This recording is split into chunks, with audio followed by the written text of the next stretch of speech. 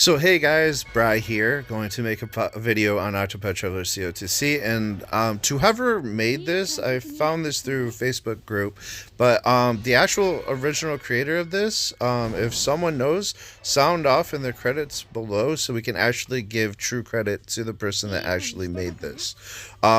They keep making this, I kind of noticed it, he's like, you know what, let's throw this in the video. It makes it a lot easier to make a comparison, and if you should or shouldn't go for them.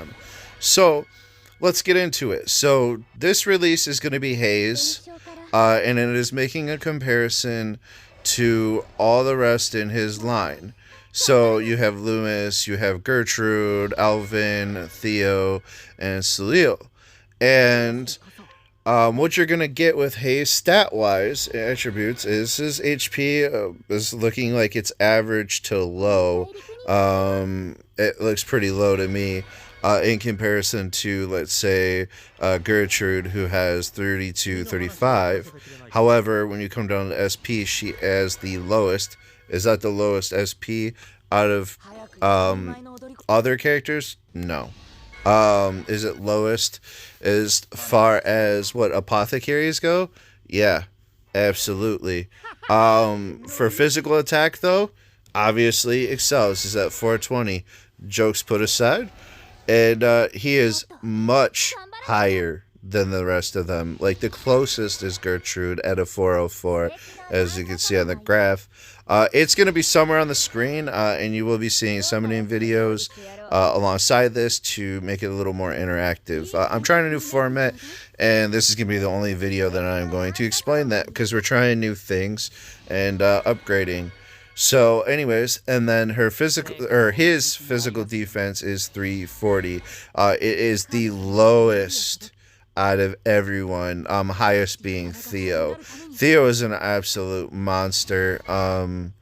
He's got his uses now, and then his elemental attack is average. It's not the lowest for sure, not the highest, but it's not bad. His elemental defense isn't terrible, but it's also not incredibly high. His crit is kind of, it looks like it's actually technically the highest out of his crew. Oh no, he's one notch away from Elephant. But his speed is okay. It's about average. It's at least not on the low end like Gertrude, but it's not awesome like Loomis's speed at 333. But yeah, and then with that, we're going to get into the actual skills of Haze, so that's going to be another screen. Let's get into it. Alright, so when I was logging in, because I had to wait for the next day for the banner to actually show up to show his actual skills and stats and stuff.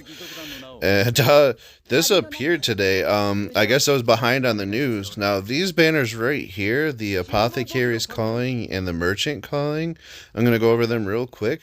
They're actually really good and at a highly discounted rate. So the first one's 100, then 200, 200, 200. So that right there is a, let's see, 500 ruby saving on a banner, which is really good. In your slot 10 guaranteed 5-star merchant. So really good stuff if you get down to step 5. It's going to cost you a total of 1,000 rubies. So not the worst, even though rubies are stupid expensive. But pretty good value. Best they've had, honestly. And you get the goodies on the side as well. I, however, had wasted mine down here. Not necessarily for Tithy, but I wasted it for Odette. So yeah, no luck there. Anyways, as you guys are seeing, so we're going to get back into what actually came out here. So it was Haze, and getting back to him, his actual skills are he can cleave in 2. It says it deals physical axe damage to a single foe with a potency of 230. That's pretty high. He has compelling stance, impart self with physical attack up 15%. So that's good. He's a buffer for self. And then he has a mass rejuvenation, grant automatic HP recover to entire front row, 2 turns, potency 120. that obviously goes up as you use more BP. Declare deal physical axe damage to random foe 3 times with a potency of 65 and have a moderate chance to inflict bleeding with every attack. Not bad, not bad. Deal elemental fire. It's a one hitter, but it's 230 potency, pretty strong.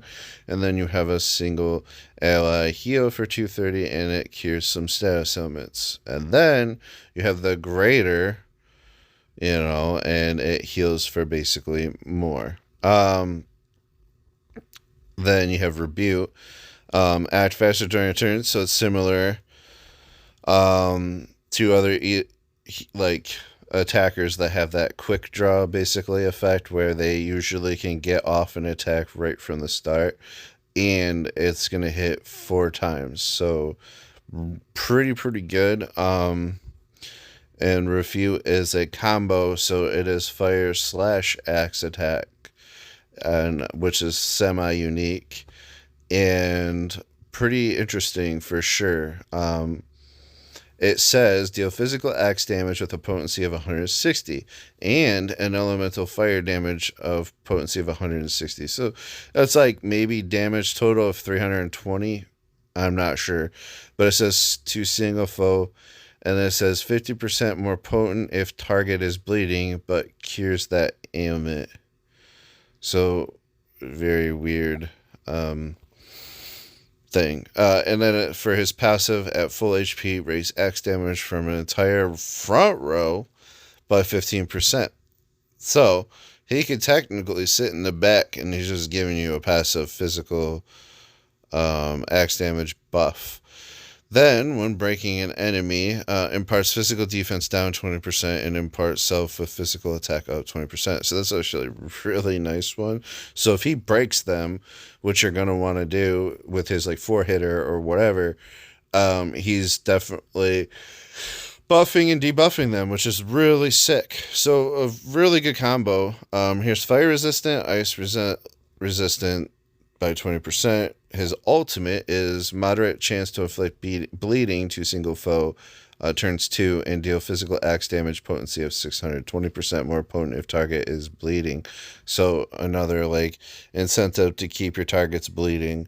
And then as far as his awakening, when it comes to his tier 4, he gets a physical attack 70, elemental attack 70, raise axe damage dealt by 15%, limit from support skills and equipment effects 30%.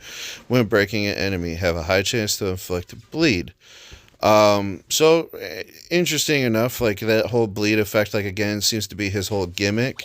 And so as long as you can keep those going, he's pretty good.